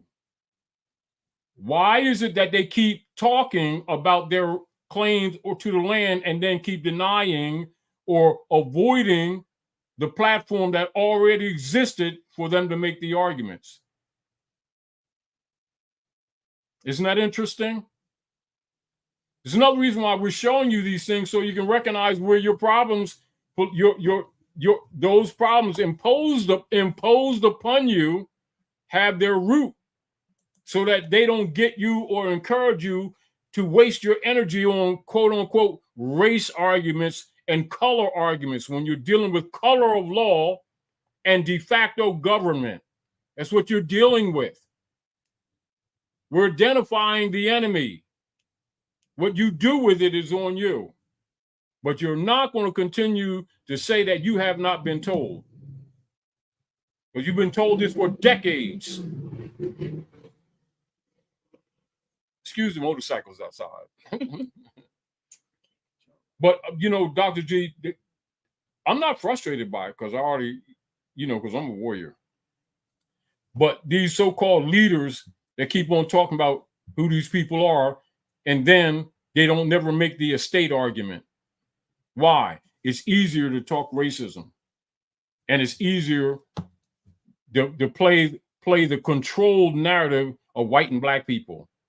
Total fictions. See, so if you encourage them to keep arguing from a fictional base, that makes the outcome color, doesn't it? And if it's color, it's a simulacrum distinguished from that which is real, isn't it?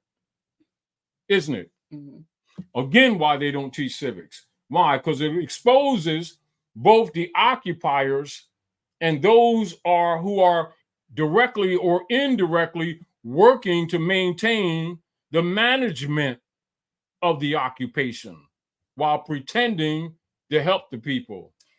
I want to say it's sometimes called the Geronimo syndrome. I want to say this about the sister. So she had sent me a recording, which I'm not going to play, but she says here, the lady on the recording is not me. I do, live with the domicile on California soil. The lady has no idea that she does not, this is the people I think that have obtained the property, that she does not own the title, because she said the title is still in her name. The police cannot tell me it's a civil matter. They have tried everything in the book to convince me, but I was already armored up. Now they don't know what to do because nothing worked for them. They are not used to anyone knowing the fraud, and can see through the veil. I have over 80 agents and corporations involved in this fraud, and they all owe the claim. I have a warrior spirit. I cannot be bullied, and they don't know what to do. Big Mama is making sure I'm protected and victorious. Love you, sister. I wish that more people was talking like you that had the level of consciousness that you have. Because that's what we're all. And I also thank you for taking the time to send that note. Yeah. And let's look at this, sis. Isn't it interesting how all these so-called spiritualists among our own and so-called metaphysicians and so-called leaders always avoid this kind of conversation that you just shared, but always talking about they care about our people's rights? And why is it, and we know that it is, and we're not taking liberty, but and I know, Dr. G, that most of the people out there listening to this broadcast and many other people that keep talking about our so-called people's rights and liberties or reparations and everything else never have these conversations because we're addressing how they're robbing you, not speculatively, direct. And yet is a rare conversation. Why is it takes, and there's very few platforms that have the kind of discussions that we have here at the House of Reawakening Minds. And then many of them same people will troll us to avoid their so-called followers from getting this information because it exposes them. Also, how can people get remedy when they don't know what they're fighting?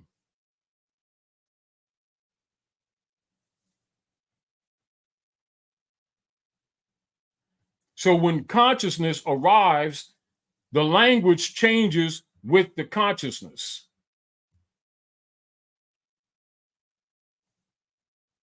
And as an interjection, also, while you're listening to this program, read Article 1, Section 10 of the Constitution for the United States, that all of these municipal alleged officers and their contractors and the governors of every state must take their oath on. And then let them turn around and tell you that currency is money. Measure them by their oath on that Constitution. And see if what they've been issuing, these bills of credit, have been lawful or not. Not what we say, what they're obligated to.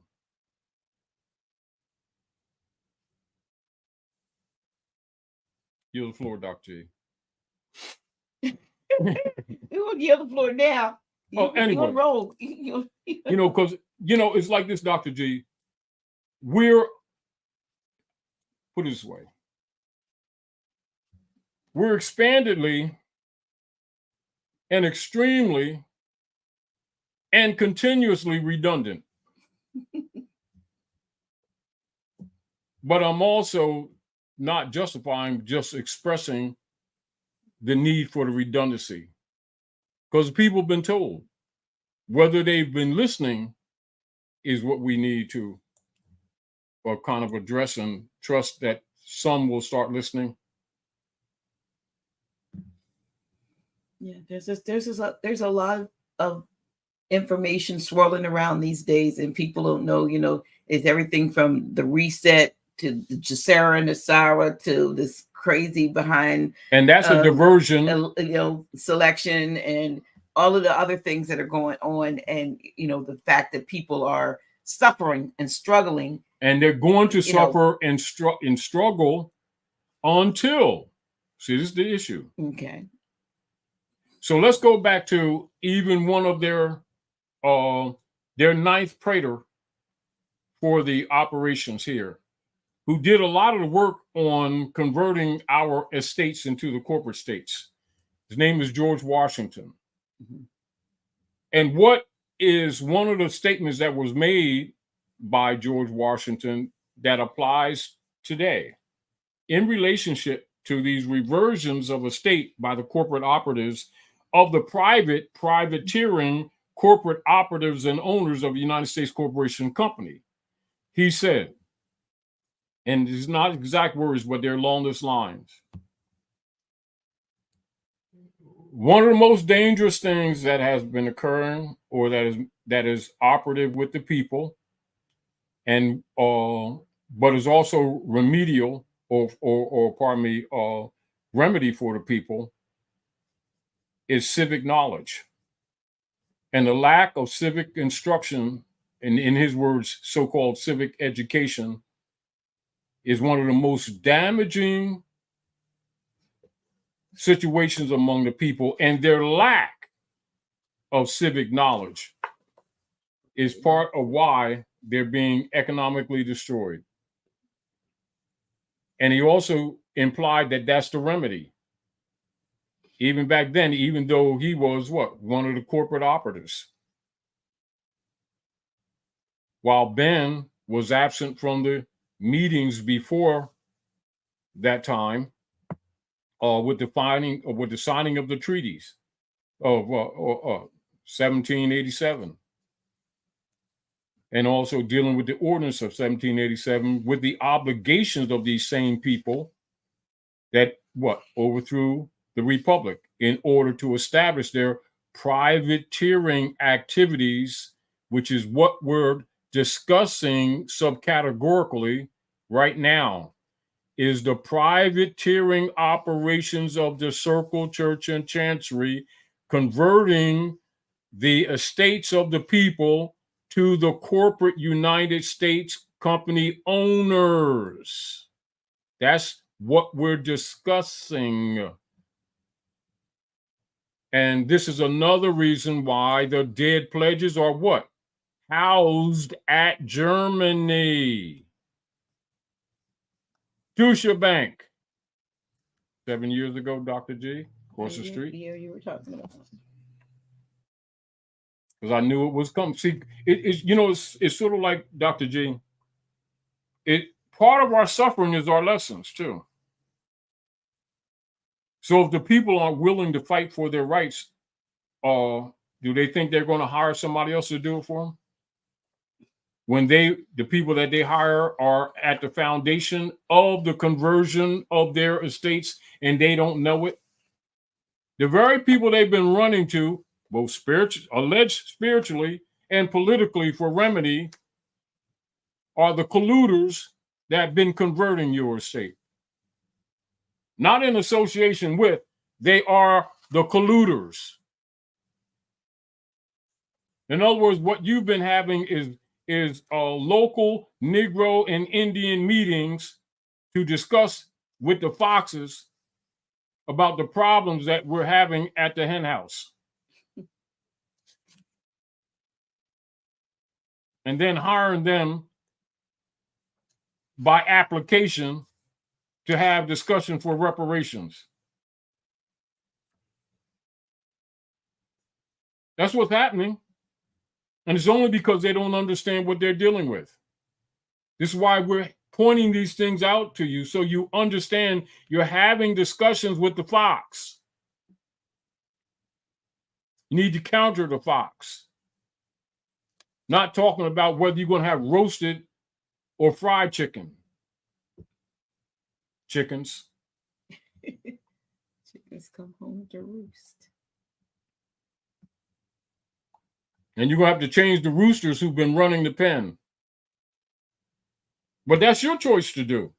Because you have a right to keep voting and sanctioning these so-called Black and Indian leaders that keep avoiding the issue of what's really going on here, and that's conversion of your estates under colonial operations. That's exactly what's happening under the doctrine of discovery. That's exactly what's happening, including all the misrepresented language that is used in this conversation that we've been trying to fix, that so many people around us have been falsely saying that we're trying to promote a belief. We're telling you the truth about what's happening to you. And increase knowledge. Kind of make you aware. Yes, because people are destroyed for lack of knowledge, and they keep thinking they're destroyed for lack of prayer or lack of marching. And I always say that, and people like to say that my people are destroyed for lack of knowledge, but I like the other part of it because that has rejected knowledge. Knowledge is all around. But a lot of times, because of indoctrination, the rejection of anything new or different or adverse to what it is you've been indoctrinated to becomes something that you tossed aside.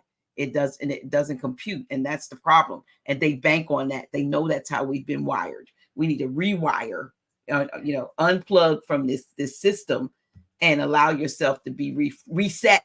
Not their reset, because their reset got you thinking that they talk about resetting the commerce and resetting. They talk about resetting the population. They talk about changing the numbers on the planet, putting new things out there to take us out.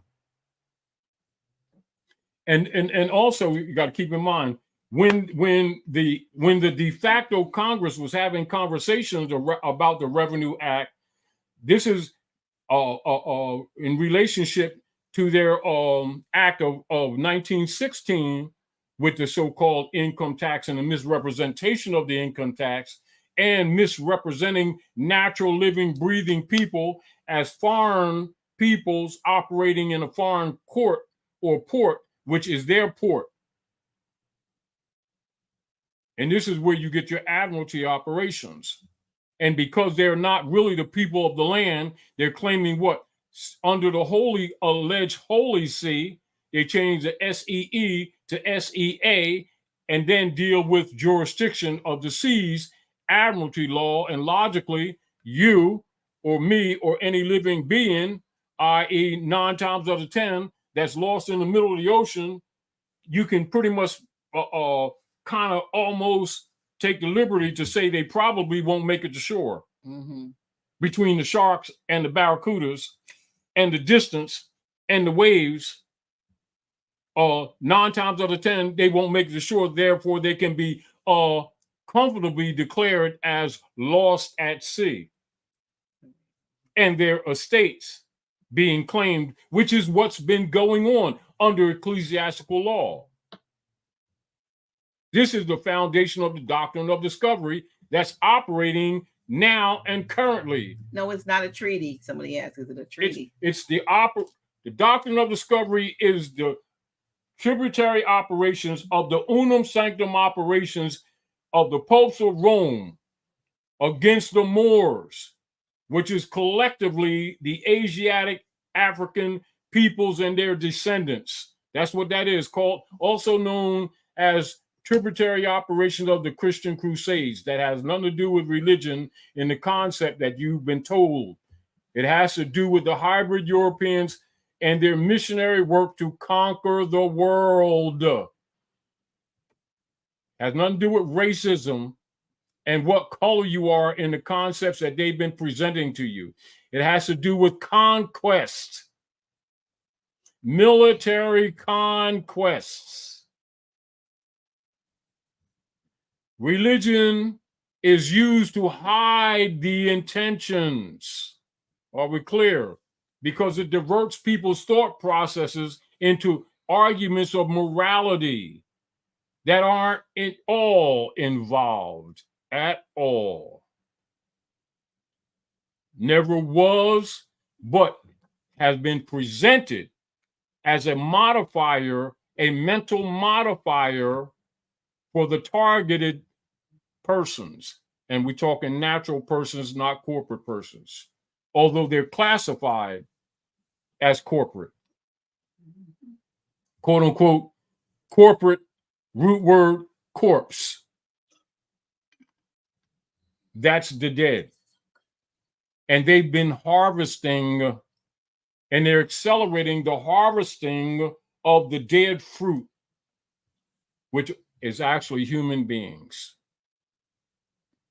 And they're doing it politically, economically, and actually physically. That's the endless wars of what they refer to in international venues as, quote unquote, blood money.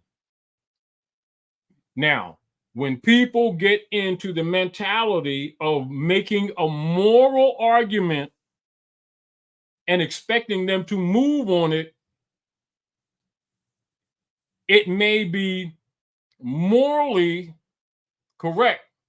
However, their operations are void of morals or ethics.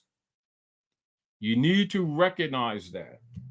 This is why, even the last 2 sessions we had over this, why I passed the security page. Mm-hmm. That's why I passed it out. Because if you get past that in your mind and start thinking that at any point in your relationship with these people, that a moral or ethical argument in relationship to constitutional obligation is involved in this communications with them, with the people, you're sorely mistaken. Although they keep what?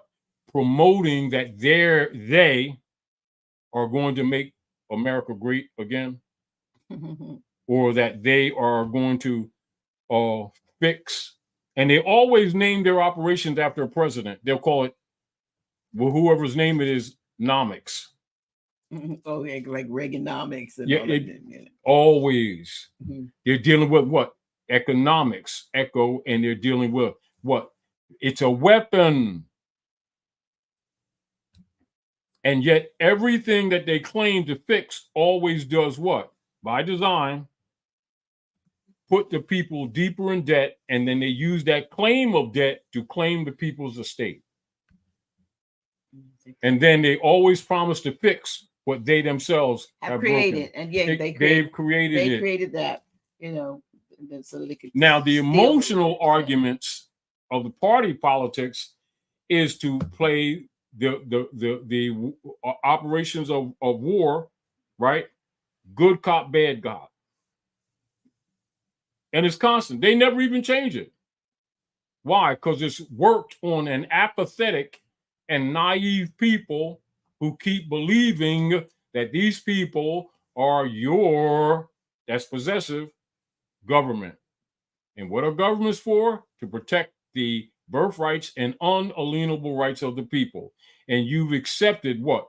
The robber in your house who's wearing a mask, who keeps saying he's protecting your democracy, and the Constitution says republic, and you have not countered them. So the republic protects what? The unalienable rights of the people, including their treaty rights.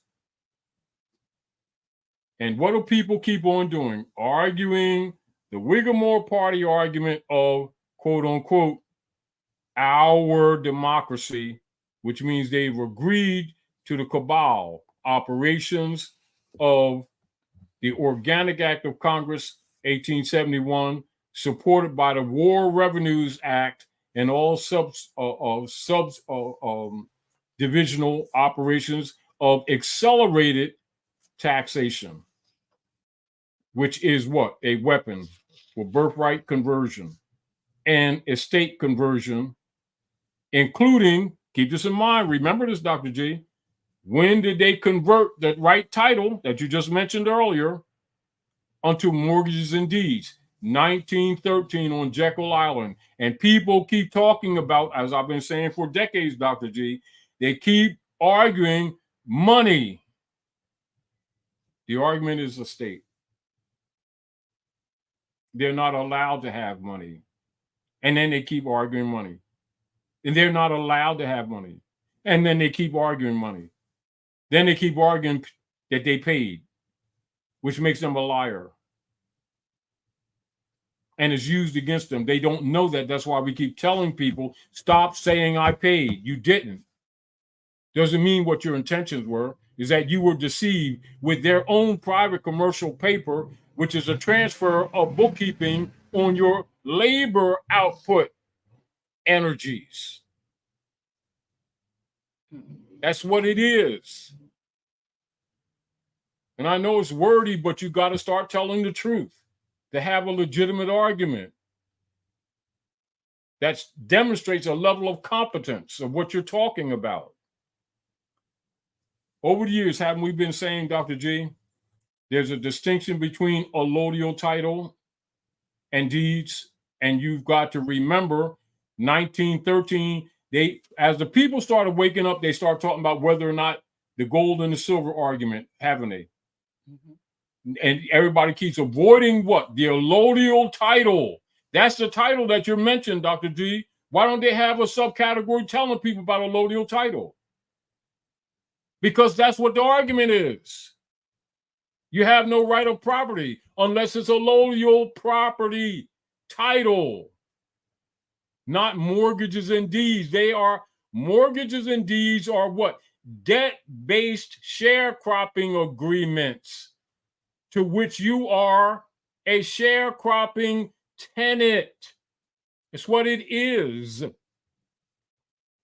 It's not what you've been told, but that's what it is. We're identifying it. Stop agreeing to it.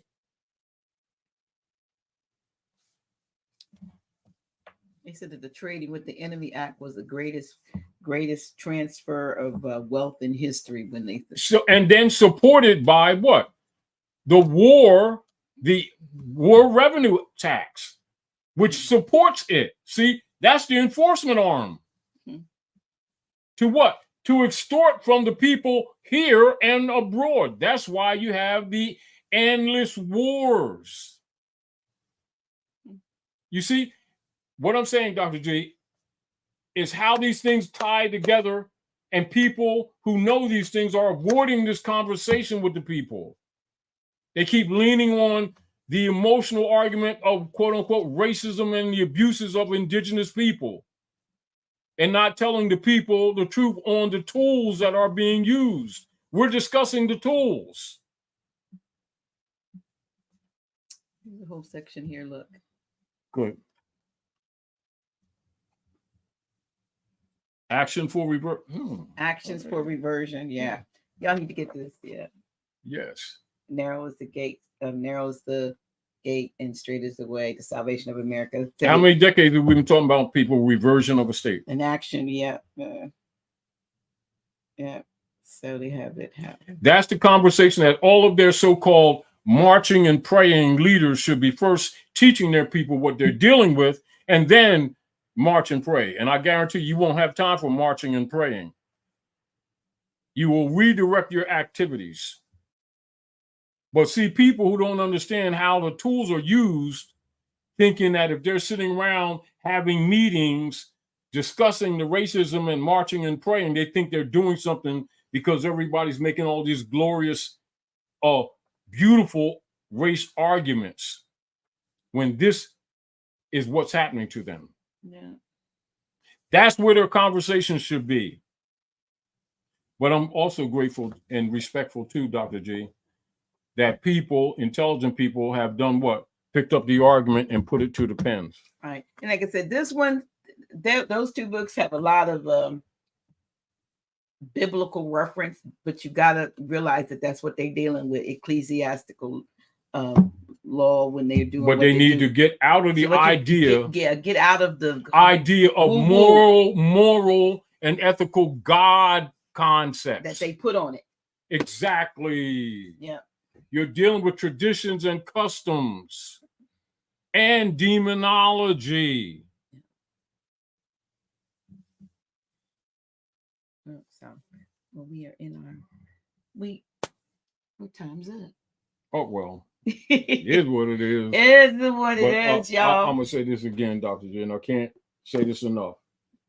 And, you know, because you're my sister and all this stuff, but I gotta hand it to you for having the patience to continue doing what you're doing and bringing brothers and sisters on to this channel to give what people different facets of the jewel of the thoughts for liberation.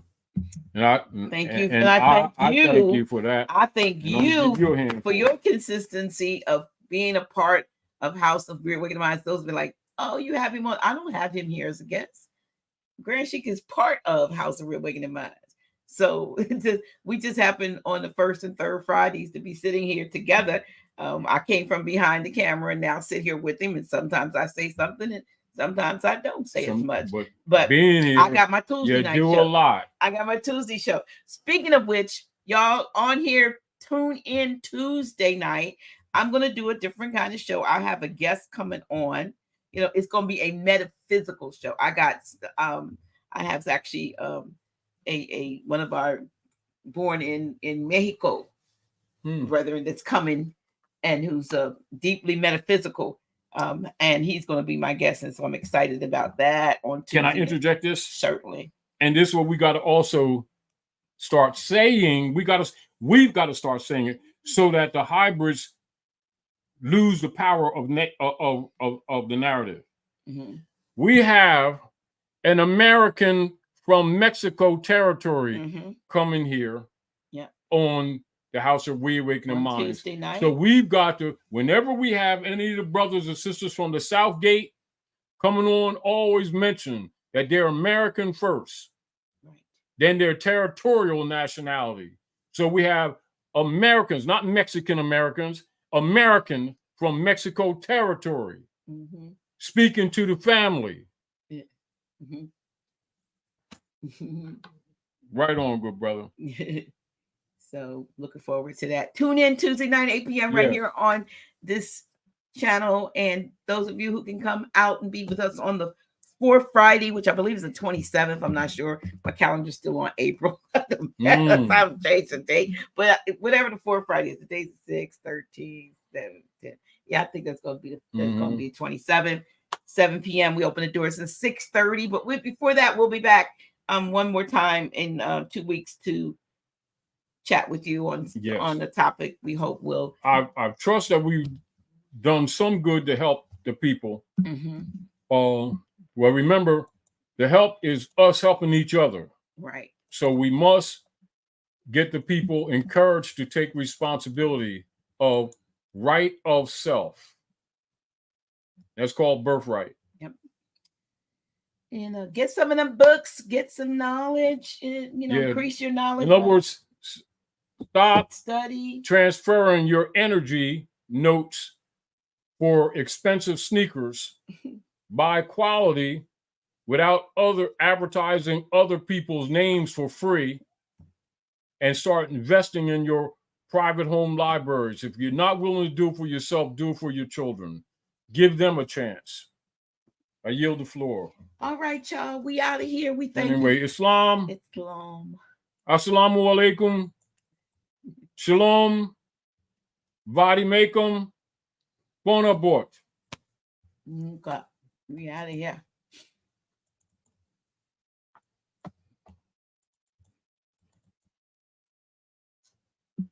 The deeper and deeper I go, I find what it is I should know. 'Cause it's just a matter of time that you'll reawaken your mind. Oh, come with me, come to know and find out what is true. Then you'll know what's in store just for you. No more living a lie. I can look to the sky and say, I'm reawakening minds. Come to know and find out what is truth, yes. Then you'll know what's in store just for you. No more living a lie. I can look to the sky and say, I'm reawakening.